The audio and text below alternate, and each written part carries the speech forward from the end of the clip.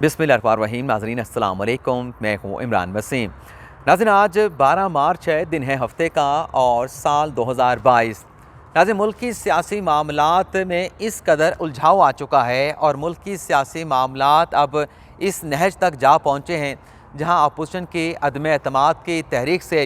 ख़ुद वज़ीर आज़म इमरान ख़ान की वफाकी काबीना मुतासर होने लगी है। और आज जिस तरीके से 3 वफाकी वज़रा ने अपनी ही मरकज़ी हुकूमत यानी वफाकी हुकूमत का बैंड बाजा बजाया है, उससे बहुत सारे सवालात जन्म लेते हैं। नाज़रीन जब से अदम एतमाद की तहरीक जमा हुई है, मैं भी विटनेस कर रहा हूँ और आप तमाम देखने वाले भी इस बात को विटनेस कर रहे होंगे कि वफाकी हुकूमत के जितने भी इत्तेहादी हैं,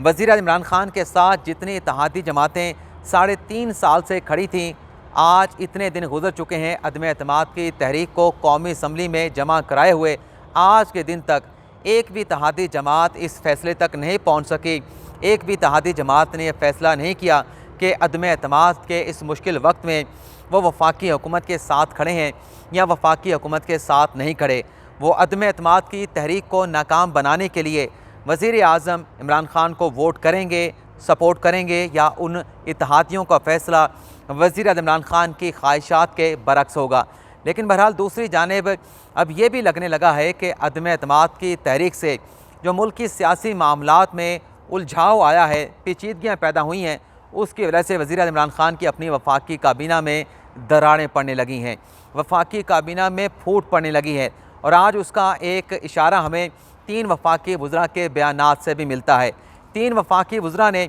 अपनी हुकूमत से मुतल्लिक़ किस किस्म के बयानात दिए हैं, सियासी हालात से मुतल्लिक़ उन्होंने क्या तबसरा किया है, ये सारी तफसीलात आपके साथ शेयर करेंगे। और आपको ये भी बताएंगे कि हुकूमत की 3 इत्तेहादी जमातों ने एक सियासी और कानूनी नुक्ते पर वज़ीर आज़म इमरान ख़ान को क्या जवाब दिया है, इसकी तफसीलात पर भी आप नाज़रीन के साथ गुफ्तगू करेंगे और आपको बताएंगे कि ये क्या मामला है, क्या सियासी और कानूनी नुक्ता था और उस पर इत्तेहादी जमातें खान साहब को क्या जवाब दे रही हैं। लेकिन आज की इन दोनों ख़बरों की तफसीलात में जाने से पहले मैं 3 बड़ी अहम ख़बरें आप नाज़रीन के साथ शेयर करना चाहूँगा। पहली ख़बर नाज़रीन पाकिस्तान तहरीक-ए-इंसाफ़ से मुतल्लिक़ है और वो ख़बर ये है कि वज़ीर आज़म इमरान ख़ान की कराची से एक और विकेट गिरी है। अब्दुल रशीद गुडेल जिन्होंने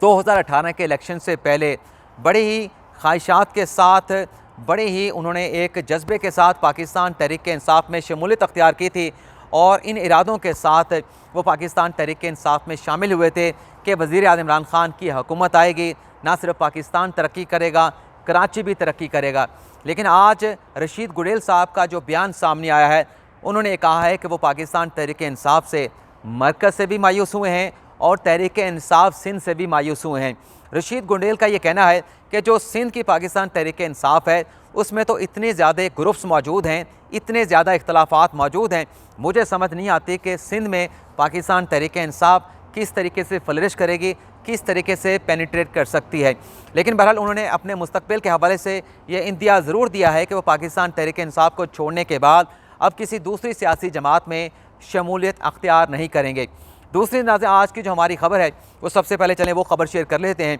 कि हुकूमत की कौन सी 3 इत्तेहादी जमातों ने किस सियासी नुक्ते पर, कानूनी नुक्ते पर वज़ीर आज़म इमरान ख़ान को पैगाम पहुँचाया है, जवाब दिया है।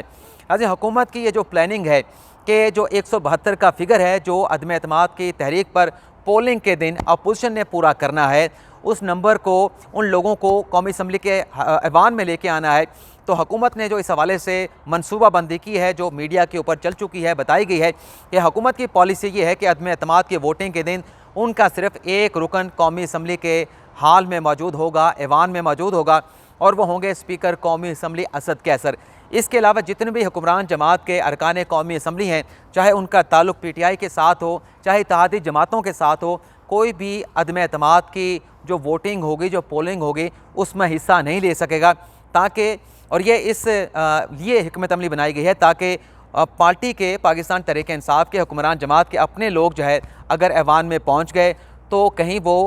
अदम एतमाद की तहरीक को कामयाब बनाने में अपोजिशन को सपोर्ट ना कर दें, अपोजिशन को वोट ना कर दें। अब ये हुकूमत की अपनी जगह पर प्लानिंग मौजूद है, मीडिया पर ख़बरें चल चुकी हैं, लेकिन अब ख़बर ये सामने आई है कि हुकूमत की 3 इत्तेहादी जमातें, जिसमें मुस्लिम लीग काफ शामिल है, जिसमें GDA शामिल है और जिसमें MKM शामिल है, तीनों इत्तेहादी जमातों ने हुकूमत के इस हिकमत अमली को एक्सेप्ट करने से इनकार कर दिया है। तीनों इत्तेहादी जमातों का यह कहना है कि अदम एतमाद की तहरीक एक आइनी ऑप्शन है, एक कानूनी ऑप्शन है और इस ऑप्शन का मुकाबला आइनी और कानूनी ऑप्शन के ज़रिए होना चाहिए। और ये जो कहा जा रहा है कि अदम एतमाद की तहरीक में हुक्मरान जमात के MNAs नहीं जाएंगे, तो तीनों इत्तेहादी जमातों का यह कहना है कि इस हुक्म का इतलाक़ पाकिस्तान तहरीक इंसाफ के अपने अरकान असम्बली पर तो हो सकता है, लेकिन इत्तेहादी हुकूमत की पाकिस्तान तहरीक इंसाफ के चेयरमैन इमरान खान के इन डायरेक्शन को, इन हदायत को मानने के पाबंद नहीं। और तीनों इत्तेहादी जमातों की जानिब से ये वाज़ेह पैगाम दिया गया है कि जब भी अदम एतमाद की तहरीक पर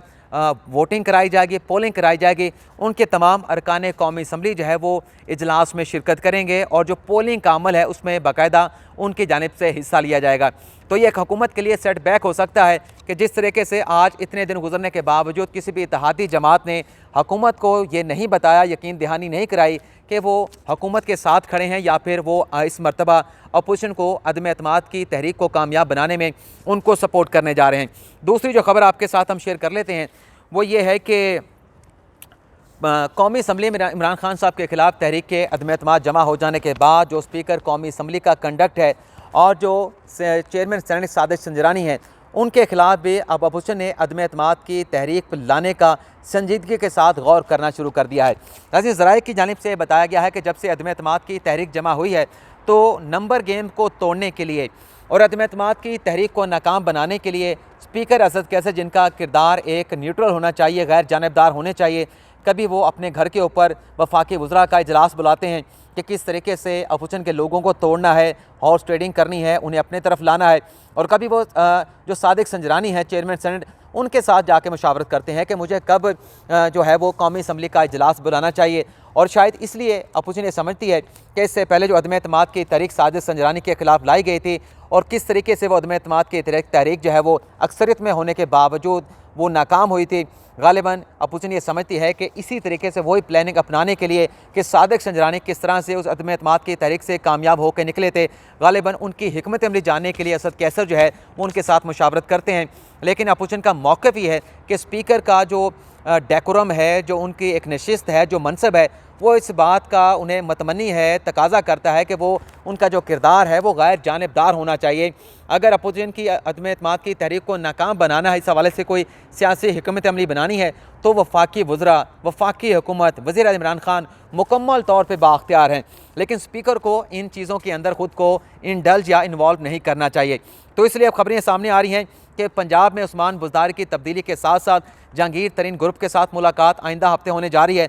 और चेयरमैन सेनेट और स्पीकर के खिलाफ भी अदम एतमाद की तहरीक लाने पर संजीदगी के साथ अब गौर करना शुरू कर दिया है। अब वफाकी वज़रा वाली खबर पर आ जाते हैं क्योंकि वक्त थोड़ा रह गया है, तो ये खबर आपके साथ पहले शेयर करते हैं और इसके बाद जो हमारी आखिरी खबर है सुप्रीम कोर्ट के एक फ़ैसले से मुतल्लिक, वो भी आप नाज़रीन के साथ शेयर करेंगे। नाज़रीन, आज शेख रशीद साहब जो है वो कोयटा गए थे। कोयटा में शेख रशीद साहब ने जो स्टेटमेंट दिया उससे खान साहब के एक जो इत्तेहादी जमात है, काफ लीग है, जो पंजाब में भी हुकूमत की इत्तेहादी है और मरकज़ में भी हुकूमत की इत्तेहादी है, उन्हें बराह रास्त जो है वज़ीर दाखिला शेख रशीद की जानिब से हिट किया गया। शेख रशीद साहब ने नाज़रीन मीडिया के साथ गुफ्तगू करते हुए ये जवाब दिया कि 5 सीटों वाली जमात जो है वो पंजाब की वज़ीर आला के लिए ब्लैकमेल कर रही है। यानी एक बहुत बड़ा ऐसा स्टेटमेंट है जिसमें अपनी इत्तेहादी जमात पर, हालांकि